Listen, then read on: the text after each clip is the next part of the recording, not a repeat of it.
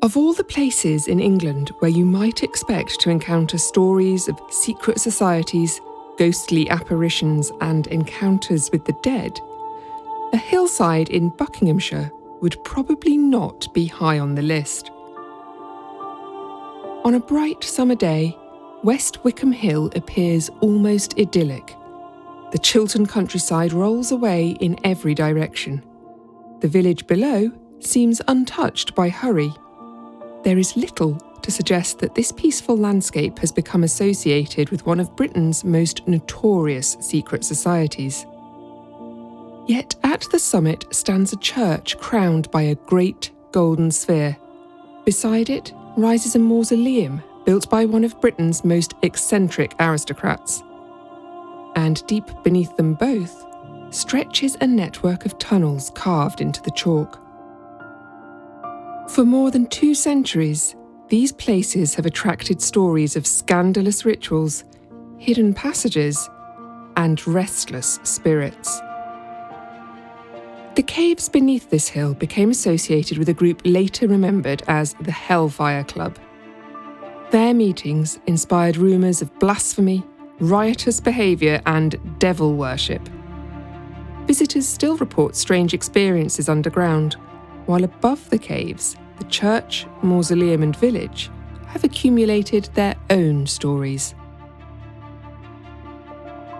Today, I'm exploring the Hellfire Caves, St Lawrence's Church, the Dashwood Mausoleum, and the haunted history that links them. West Wycombe has existed for centuries, nestled amongst the rolling hills of Buckinghamshire. Although small, the village occupies an important position on historic routes through the Chilterns, and for generations, travellers passed through on their journeys between London and the west of England. These days, much of the story of the village is tied to one man, Sir Francis Dashwood, later Lord Le Despencer.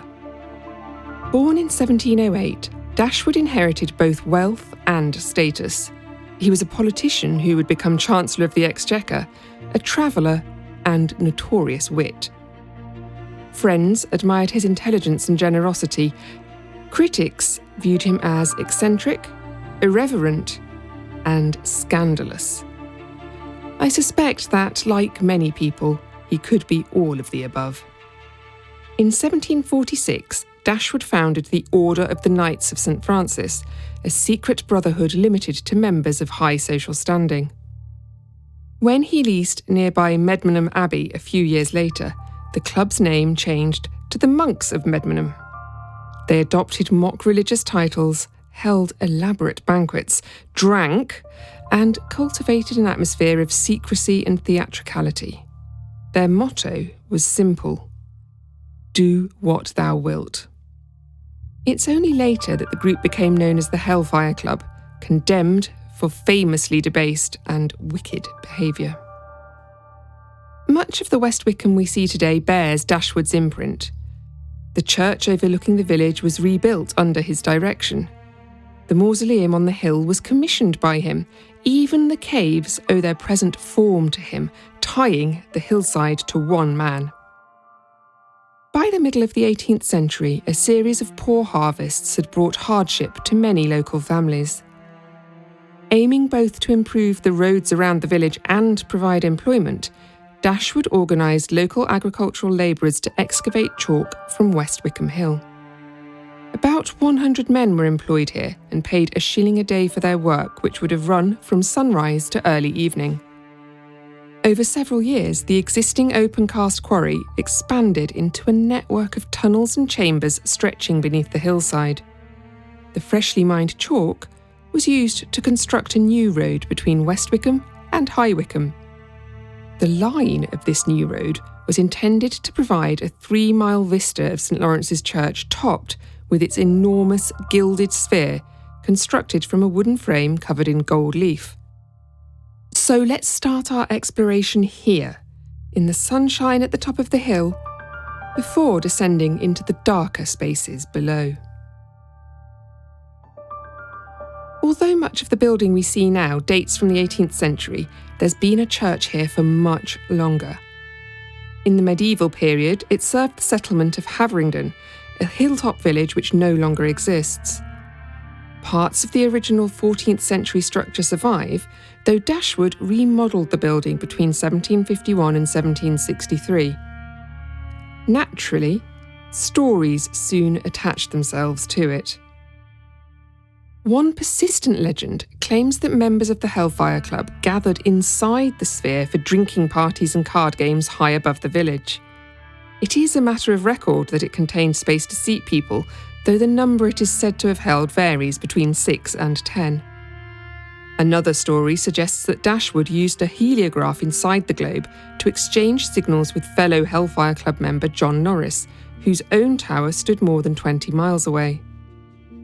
Unfortunately, I wasn't able to go inside either the church or the globe when I visited. The building needs structural repairs, so I have to rely on old photographs and my imagination regarding the pillars, the trompe-l'oeil ceiling, and the access to the ball. Whether the stories about how the Golden Globe was used are true is uncertain.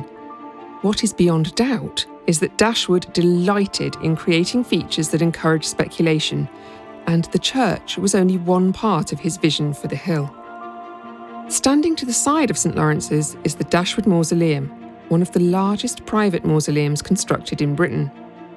Built in 1765, the monument occupies the site of an ancient Iron Age hill fort.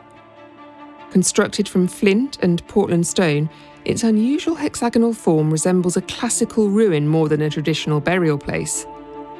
Inside these walls stand the memorials of generations of the Dashwood family and their close associates. This building reflects Dashwood's lasting fascination with the classical world. Like the church beside it and the caves beneath the hill, the mausoleum forms part of a carefully designed landscape where architecture and symbolism merge into one story. Among those commemorated here was Paul Whitehead. Born in 1710, Whitehead was more than merely a friend of Dashwood's. He was a poet, a satirist, and steward of the Hellfire Club, and he remained connected with West Wycombe even after his death in 1774. Because in his will, Whitehead asked that his heart be removed from his body, placed in an urn, and preserved as a memorial of his affection for Dashwood. This unusual request was fulfilled with considerable ceremony. Accounts describe a procession ascending the hill, accompanied by soldiers, mourners, music, and salutes. The urn was then placed within the mausoleum. Unfortunately, in 1829, Whitehead's heart was stolen. According to locals, it was the silver shell encasing the preserved heart which the thief, in some accounts said to be an Australian soldier, wanted rather than the organ itself. Despite various searches and inquiries, it was never recovered. This theft transformed an eccentric memorial into something stranger, because today visitors repeat the story that Whitehead's ghost still searches the hillside for the missing relic. But a letter from poet William Cowper to Reverend William Unwin in November 1781 suggests that Whitehead's ghost appeared at West Wycombe just 7 years after his death. This is despite his heart being safely secured in its urn at that time. About a week since, Cowper says, I received a letter from a person who cannot have been misinformed, telling me that Paul has appeared frequently of late, and that there are few, if any, of his lordship's numerous household who have not seen him, sometimes in the park, sometimes in the garden, as well as in the house by day and by night. Whitehead's ghost has therefore been seen at the mausoleum and at Dashwood's home for over 200 years. And as we will now see, he has also been sighted in the caves. Let's leave the blue skies and sweeping views behind then and follow Whitehead's ghostly footsteps down to those man-made subterranean levels. The Hellfire Caves extend for roughly a quarter of a mile beneath the hill, and at their deepest point, they lie some 300 feet below the church and mausoleum above. Eric Towers, in his 1986 biography of Dashwood, wrote, "It is highly probable that he built an underground temple of Bacchus in his caves after the road making was completed, just as he built a temple of the sun on the hilltop above." Bacchus is the ancient Roman god of wine, agriculture, and fertility. It's certainly an interesting aspect to keep in mind, given the Hellfire Club's reputation for drinking. The cave's entrance has an air of a ruined Gothic cathedral about it, with the Le Despencer coat of arms sitting over a dark, ominous opening. Beyond it, a brick-lined passage leads into the chalk. As you walk in, the temperature drops almost immediately. Daylight begins to fade, and the sounds of the outside world disappear. Progressing deeper beneath the hill, we pass through a sequence of chambers with deliberately chosen names. There is the Steward's Chamber, Whitehead's Cave, Lord Sandwich's Circle, Franklin's Cave, named for Benjamin Franklin, one of the founding fathers of the United States and a close friend of Dashwood's, and the Banqueting Hall, before the route reaches a subterranean stream known as the Styx. In Greek mythology, the Styx separated the world of the living from the realm of the dead. Here, it marks the boundary of the final cave, the inner temple, above which stands St. Lawrence's Church. So, visitors descend from a golden hilltop church, pass through darkness, cross the Styx, and arrive in a temple beneath the earth. Did Dashwood intend this as satire, philosophy, theatre, or all three at once? Whatever his aim, standing alone by the Styx, in dim light and with no sound but dripping water, knowing that you're 300 feet below the church, is quite an experience. It was here, deep beneath West Wycombe Hill, that meetings of the society later remembered as the Hellfire Club are said to have taken place. Contemporary accounts suggest that the members delighted in irreverence. And while stories of black masses, devil worship, and occult ceremonies later became attached to the club, many of these accounts were written decades after the society itself had disappeared. Historians continue to debate how much was genuine scandal and how much was the product of rumour, political hostility, and Victorian imagination. As Geoffrey Ashe, in his book on the history of Hellfire Club's notes about Dashwood society, we must piece the story together from a few hostile accounts written in the 1760s and from a mass of rumour shading off into legend. This is a reference to Charles Johnston's 1765 novel Chrysal, which included details of the Hellfire Club's satanic activity. By 1926, Montague Summers was quoting this fictionalised account as gospel truth, as did Ronald Fuller in his 1939 book about what he called the most notorious members, their activities, and their excesses. Whatever the truth about what Hellfire Club members got up to, the reputation has endured. The caves remain associated with mystery, secrecy, and the sense that something unusual had once happened beneath the hill. One local clergyman, Father Allen, admitted to a newspaper in the 1950s that his tummy wobbled like a jelly whenever he passed the entrance. He later preached against what he believed was the evil influence associated with the caves. Perhaps it is no surprise, then, that ghost stories followed. This is the location where the urn which once held Paul Whitehead's heart is now kept, and witnesses have claimed to encounter his spectre here within the caves. Others report experiences that are less easily attributed to any one figure. visitors have described sudden freezing cold spots in otherwise still air. Some speak of an overwhelming sensation of being watched, especially near the inner temple beyond the Styx. Unexplained footsteps echo along empty passages, whilst voices are heard in areas where nobody else is present. Several accounts mention shadowy figures glimpsed at the far end of tunnels that vanish when approached.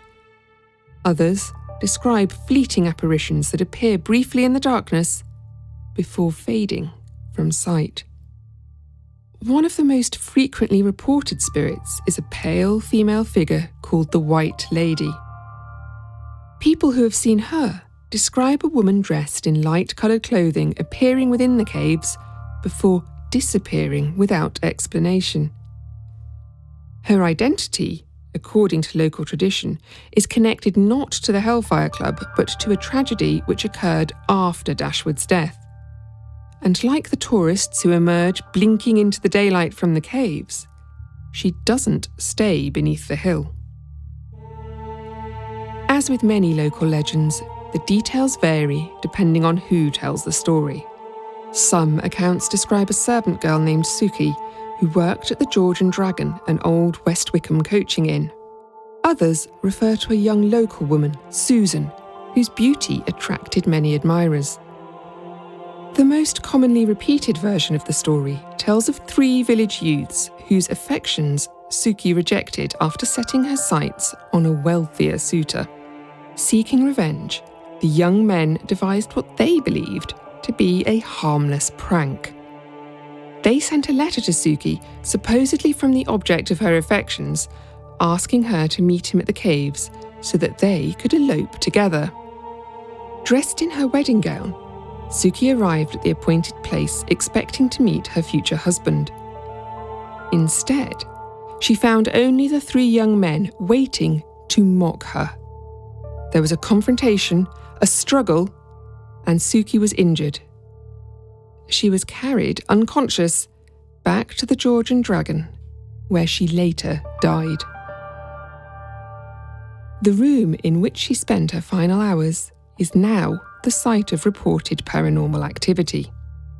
In January 1972, a guest saw a young woman dressed in white gliding silently along an upstairs corridor before disappearing through a doorway. Others have described sudden drops in temperature in the room associated with her death. Staff and visitors have heard footsteps in empty corridors during the early hours of the morning. And some accounts claim that dogs are reluctant to enter the room, stopping at the threshold and refusing to proceed. Do these experiences have any connection to the events described in Sukie's legend? I can't say. But the story has endured for more than 2 centuries. So, like the caves and the church and the mausoleum, this inn has become another site where history and folklore have intertwined. Whether the White Lady is a genuine haunting or a local legend shaped by centuries of retelling, she has become as much a part of the George and Dragon as the building's timber beams and old stone walls. When you step back from the stories associated with West Wycombe, what becomes most striking is not any single ghost or legend, but the landscape. The church high upon the hill, the mausoleum beside it, the caves stretching through the chalk below. None of these features exists in isolation. They were brought together as part of a vision created by Dashwood, a man who delighted in symbolism, spectacle, and ambiguity. A man who, according to the memorial tablet erected to him by his sister after his death in 1781, was revered, beloved, and regretted by all who knew him. Some of the stories here are rooted in documented history. Paul Whitehead did leave his heart to Dashwood. The Hellfire Club did meet beneath the hill. Other tales become harder to pin down. Did Sukie exist? Were black magic rituals performed in the caves? Or have generations of storytellers gradually transformed rumour into legend? I don't think that West Wycombe conceals some great secret beneath the chalk. Nor do I think there is anything inherently sinister about the hill. What it does possess is something far rarer. A landscape deliberately designed to provoke curiosity. A place where history, symbolism, folklore, and imagination connect and are repeatedly reimagined. As the sun passes across the hill, the golden sphere catches the light. The mausoleum stands quietly amongst the grass. Beneath them both, visitors continue to descend into the darkness, crossing the Styx just as countless others have done before them. Most will return with photographs, but some will return with stories. And perhaps that is why the legends endure. Because long after the members of the Hellfire Club passed into history, the landscape they left behind continues to fire the imagination. A church above, a temple below, and between them, just enough mystery to keep the stories alive.